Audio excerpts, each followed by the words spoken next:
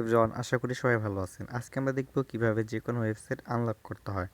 আমরা যে সকল ওয়েবসাইটে প্রবেশ করতে পারি না, লক করা থাকে, তো আমরা আজকে দেখব কিভাবে সেই সকল ওয়েবসাইট আনলক করতে হয়। তো আমাদের ওয়েবসাইটটা আনলক করতে হলে প্রথমে আমাদেরকে আইপি সার্ভার চেঞ্জ করতে হবে বা আইপি অ্যাড্রেস চেঞ্জ করতে হবে। আইপি অ্যাড্রেস চেঞ্জ করার জন্য আমাদের একটা অ্যাপস প্রয়োজন হবে। অ্যাপসটির নাম হচ্ছে ভিপিএন। আমরা প্রথমে প্লে স্টোরে আসবো এবং তারপরে ভিপিএন লিখে সার্চ দেব। ভিপিএন লিখে সার্চ দেওয়ার পর এখানে অনেকগুলো ভিপিএন পেয়ে যাবেন। এখান থেকে আপনি যে কোনো একটা ভিপিএন ইনস্টল করে নেবেন। আমি এটা ইনস্টল করছি। এই ভিপিএনটা ইনস্টল হয়ে গেলে ভিপিএনটা ওপেন করবেন।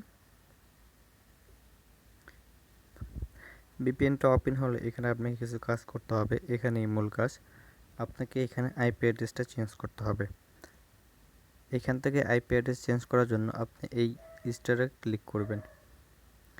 স্টারে ক্লিক করার পর এখানে যে কোনো একটা সার্ভার সিলেক্ট করে দেবেন। আমি সিঙ্গাপুরটা সিলেক্ট করে দিলাম। এরপর দেখতে পাচ্ছেন এখানে কানেক্টেড দেখাচ্ছে।